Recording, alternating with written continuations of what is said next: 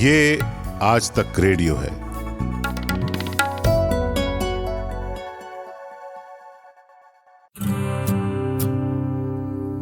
चलिए आपको सुनाता हूं आपकी ही कहानी। शुरू करते हैं नई कहानी का नया सफर।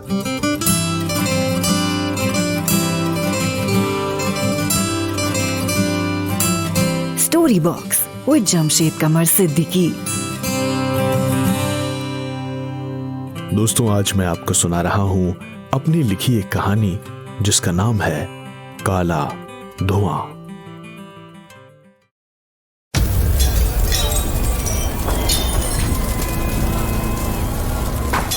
शहर में फसाद फैला हुआ था। बहुत सारे मकान जला दिए गए थे, दुकानों में आग लगा दी गई थी। दो मजहबी गुटों के बीच हुई थोड़ी सी कहासुनी ने अब एक बड़ी आग की शक्ल ले ली थी। दोनों तरफ की कई आवाजें अपने अपने नारों के साथ चीख रही थी। आखिर कब तक बर्दाश्त करें हम? कब तक? शहर के एक चौराहे पर जमी भीड़ में एक नेता एक दुकान के ऊंचे पायदान पर खड़ा चीख रहा था। उसके हाथ में मोबाइल फोन था जिसमें कोई वीडियो चल रही थी और वो भीड़ की तरफ दिखाते हुए जोर जोर से बोल रहा था। देख रहे हैं आप लोग इसे? ये हो रहा है। ये वीडियो तुम्हारे फोन में भी आई होगी। देखो इसे। और अगर इसे देखने के बाद भी तुम्हारा खून नहीं खौलता तो शर्म से डूब मरो तुम लोग। और अगर शर्म है तो कहो मेरे साथ कि हम बदला लेंगे। ऐसा सबक सिखाएंगे कि वो कभी भूल नहीं पाएंगे इस इंतकाम को। उसके ये कहते ही भीड़ में सुगबुगाहट होने लगी। कुछ लोग अपने अपने फोन में आई उसी वीडियो को देखने लगे और उनकी भवें तन गईं। उस नेता के लफ्ज और लहजे में उसने जो कुछ भी कहा उससे भीड़ के खून में उबाल आने लगा। सबकी भुजाएं फड़कने लगी। चलो चलते हैं उनकी बस्ती में। आओ मेरे साथ, आओ मेरे साथ, उस नेता ने कहा और भीड़ उसके पीछे तेज कदमों से चलने लगी। उसी वक्त टीवी पर खबरों के चैनलों की हड़बड़ाई हुई पट्टियों पर पूरे शहर की जानकारी आ रही थी। बताया जा रहा था कि कहां पर क्या हालात हैं।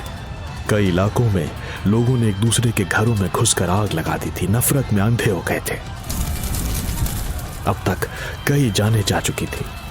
कौन किस पर जुल्म कर रहा था पता नहीं चल रहा था, क्योंकि जो जहां पर भारी था वो वहां दूसरे को दबा रहा था। काला गाढ़ा धुआं जली हुई गाड़ियों, ठेलों, दुकानों से उठता हुआ उस शहर के आसमान में शामिल हो रहा था। इस फसाद में, इस लड़ाई में न किसी अमीर आदमी का शोरूम जला था, न किसी की कोई और प्रॉपर्टी जली थी। तो वही गरीब, मजलूम, परेशान हाल लोगों की छोटी छोटी दुकानें, उनके बैटरी रिक्शे, उनके एक एक कमरे के घर, उनकी साइकिलें और उनके सपने।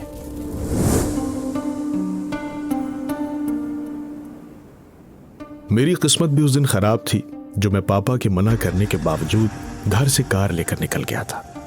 दरअसल उस रोज मुझे अपनी बेटी से मिलने जाना था। मेरी बेटी जो अपनी मम्मी के साथ रहती थी। हमारे सेपरेशन के बाद हम अलग हो गए थे। मैं हर हफ्ते अपनी बेटी से मिलने जाता था, पर उस वीकेंड ही जा पाया था क्योंकि शहर में टेंशन थी। पर जब कर्फ्यू में थोड़ी ढील हुई तो मुझे लगा कि मुझे मिल के आना चाहिए। हालांकि मेरी एक्स वाइफ और मेरी बेटी सिया ने मुझे मना किया था कि मैं ना आऊं, रास्ते में अब भी खतरा है। लेकिन मुझे सिया से मिलने का बहुत मन था। वो यूं भी शहर में फैली निगेटिविटी से, टीवी रेडियो पर आती खबरों से घबरा गई थी। 6 साल की बच्ची के लिए ये सब बहुत बुरा था, किसी के लिए भी बुरा था। मैंने सोचा था कि उसके पास जाऊंगा, उसे थोड़ा नॉर्मल करूंगा, पर मुझे क्या पता था कि अचानक शहर का माहौल इतना बिगड़ जाएगा और उसी बिगड़े हुए माहौल में मैं कहीं फंस जाऊंगा क्योंकि मेरी गाड़ी खराब हो जाएगी। हाँ, मेरी गाड़ी खराब हो गई थी और मैं एक इलाके में फंस गया था। मैंने ड्राइविंग सीट पर बैठे बैठे बंद पड़ी कार की चाबी को फिर से घुमाया, पर कार स्टार्ट नहीं हुई।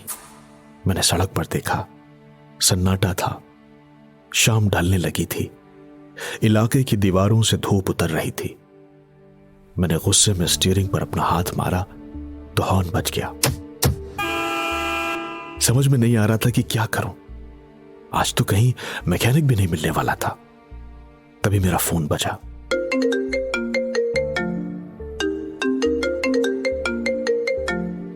हेलो संजय बेटा, कहां पहुंचे? पापा की आवाज आई तो मैंने खुद को थोड़ा संभाला। मैं नहीं चाहता था कि उन्हें पता चले कि मेरी गाड़ी खराब हो गई है और मैं कहीं फंस गया हूं।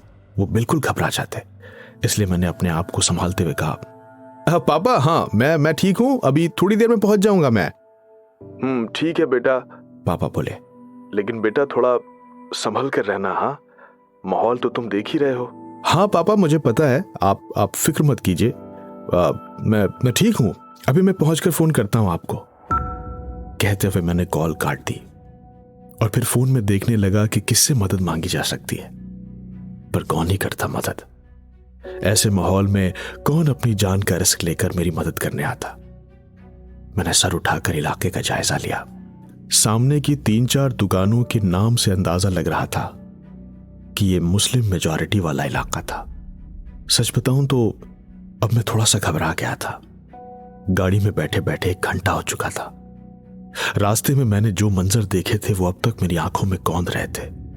जलती हुई मोटरसाइकिलें, रोते बिलखते लोग, लाठी डंडे थामे हुए भीड़ के मजहबी नारे।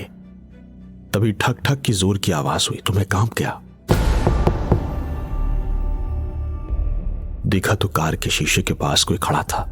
क्या कर रहे हो यहां? हाँ, एक लंबे चौड़े आदमी ने कहा। उस आदमी ने कहा तो मैंने उसकी तरफ देखा। मैंने डरते डरते शीशा नीचे किया तो वो झुका। क्या बात है? उसने कहा। मैंने घबराते हुए जवाब दिया, वो एक्चुअली मेरी गाड़ी खराब हो गई है, स्टार्ट नहीं हो रही है, मैंने कोशिश भी की। कहते कहते मैंने देखा कि उसकी नजरें मेरी कार के डैशबोर्ड पर रखे गणेश जी की मूर्ति पर थी। लेकिन जिसमें सनसनाहट तब बढ़ गई जब मेरी नजर उसकी कमीज के कॉलर के नीचे से झांकते तावीज पर पड़ी। मैंने सीने में एक अजीब सा दबाव महसूस किया और फौरन उससे कहा, मैंने अपने दोस्तों को फोन कर दिया है, यहीं रहते हैं, बिल्कुल 2 मिनट की दूरी पर, बस आते ही होंगे, बल्कि शायद उन्हीं का ही फोन है। कहते हुए मैंने बिना किसी कॉल के यूं ही फोन कान में लगाकर बात करने की एक्टिंग की। हाँ पहुंच गए? अच्छा, हाँ ठीक है, हाँ मैं भी बस यही हूँ, हाँ 3-4 लोग हैं, हाँ तो ठीक है, बस आ जाओ, काफी होगा, आ जाओ, हाँ मैं यही हूँ। मैं शीशे के पास खड़े शख्स को सुनाना चाहता था ताकि वो ये ना समझे कि मैं अकेला हूं। मैंने फोन रखा और झूठ मूठ कॉल डिस्कनेक्ट की। फिर उसकी तरफ देखकर कहा, आ ही गए वो लोग, बस पीछे ही है। लेकिन तभी हमारी नजरें मिली और एक अजीब सा शक गहरा गया। एक पल में जहन में सोशल मीडिया पर दोस्तों रिश्तेदारों के गुस्से और नफरत से भरी पोस्ट घूमने लगी। मेरी हथेलियां पसीजने लगी। वो मुझे गौर से देख रहा था, बिना चेहरे पर कोई एक्सप्रेशन लाए हुए। मैंने गले में कुछ गटकते हुए कहा, ठीक है फिर वो लोग आ ही गए वो लोग। और ये कहते हुए मैंने फुर्ती से कार का शीशा चढ़ा लिया। मेरी कनपटी से पसीने की बूंद सरकने लगी थी। वो पीछे गया। मैं उसे साइड मिरर में देख रहा था। वो कार के पीछे खड़ा होकर मेरी नंबर प्लेट देखने लगा। मैंने घबराहट छुपाने के लिए अपने मोबाइल को स्क्रॉल करना शुरू कर दिया। इधर सोशल मीडिया पर हर पोस्ट से नफरत टपक रही थी, जो धीरे धीरे एक गुस्से और डर के मिले जुले रंग में मैं अपने अंदर भी महसूस कर रहा था। कनखियों से मैंने कार के साइड मिरर में देखा तो वो किसी से फोन पे बात कर रहा था। शायद वो किसी को बुला रहा था। मेरे हाथ पैर फूलने लगे। ऐसा लगा जैसे अब जान पर बनाई है। शीशा मैंने थोड़ा सा नीचे किया, बिल्कुल इंच भर, ताकि फोन पर उसकी बातचीत सुन सकूं। वो फोन पे कह रहा था, हाँ यही है, मरून कार है, तुम आ जाओ फौरन, मैं यही हूं। मेरी धड़कन तेज होने लगी। अब मैं क्या करूंगा? कैसे अपनी जान बचाऊं? मेरा ब्लड प्रेशर तेज हो गया था। मैं कार से निकल के भागना चाहता था, लेकिन मौके का इंतजार कर रहा था। तभी अचानक वो शख्स मुड़ा और कहीं जाने लगा। मैंने देखा कि वो किनारे बने हुए एक पीले मकान में चला गया। यही मौका था। मैं जल्दी कार से निकला और पीछे जाकर कार की डिग्गी खोली और वहां से एक लोहे का पाना थाम लिया। मेरा इतना ही दिमाग चल पाया बस। पर मुझे अपने ऊपर फक्र हो रहा था कि मैंने बड़ा समझदारी का काम किया। कम से कम कुछ तो रहेगा मेरे हाथ में। धड़कनें सीने से बाहर आई जा रही थी। मैं बस दुआ करने लगा कि जिन दोस्तों को मैंने फोन मिलाया था, मेरे खास दोस्त जिनके साथ दिन रात का उठना बैठना था और जिन्होंने मेरी कॉल तक नहीं उठाई, कम से कम मेरा मैसेज देखकर जवाब ही दे दे, कोई तो मदद करते। मैं पाना हाथ में थामे हुए खड़ा हुआ था। तभी मैंने देखा कि टोपी लगाए हुए एक आदमी गली से निकला और वो मेरी तरफ देखता हुआ आगे बढ़ने लगा।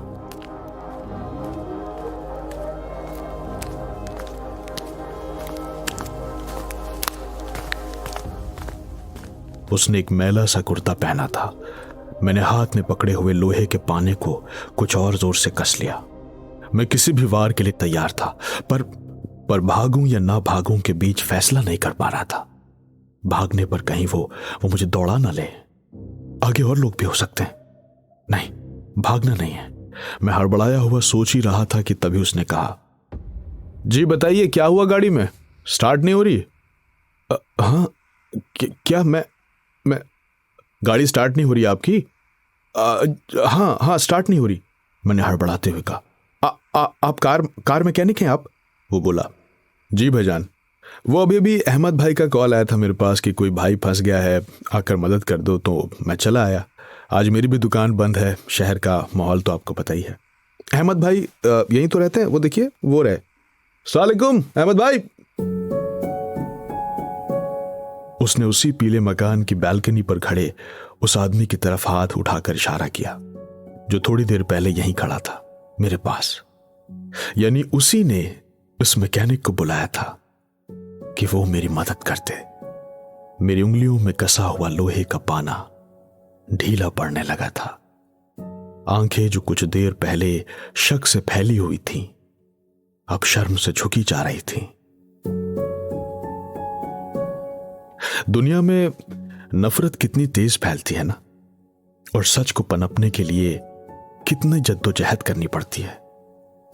मैंने सर घुमाकर पीले मकान की बालकनी में खड़े आदमी की तरफ गौर किया।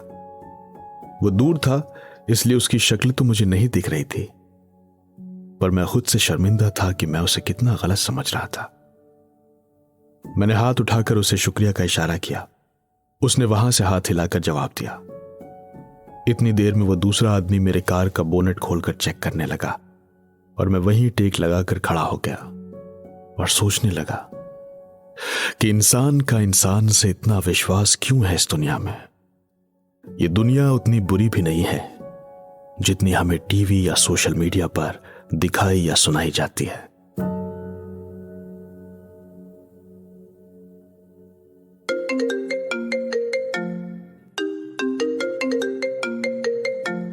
मेरा फोन बजा।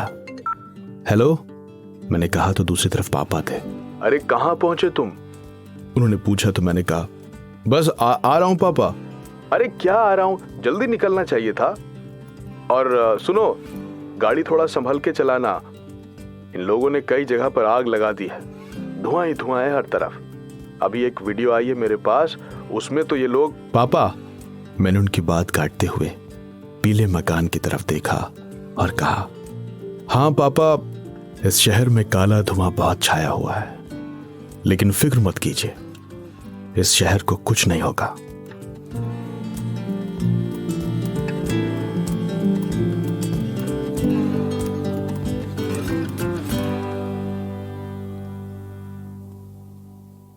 तो दोस्तों, ये थी आज की कहानी। इसका नाम था काला धुआं।